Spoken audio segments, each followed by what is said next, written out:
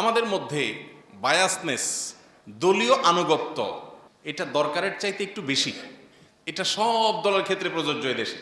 আমাদের অস্থিমজ্জা, আমাদের মনমস্তিষ্কে, আমাদের চিন্তাধারায় এই জিনিসটা কেন জানি খুব স্টাবলিশড হয়ে গেছে, পাকাপোক্ত হয়ে গেছে। আমরা যার ভক্ত হই একটু বেশিই হই, আর যার বিরুদ্ধে লাগি তারও গোষ্ঠী উদ্ধার করি। এই বায়াসনেসটা অত্যন্ত ভয়ঙ্কর বিষয়। এটার ফলে মানুষ কি করে?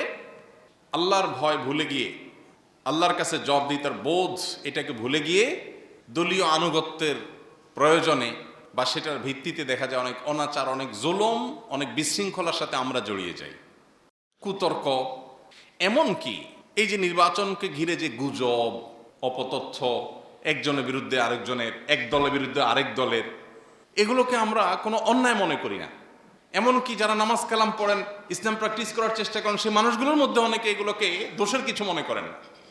এই জন্য ভাই, আমার কোনো দলের প্রতি কোনো আনুগত্যের কারণে আমি যেন কোনো জুলুম, কোনো সহিংসতা, কোনো অন্যায়ের শামিল না হই।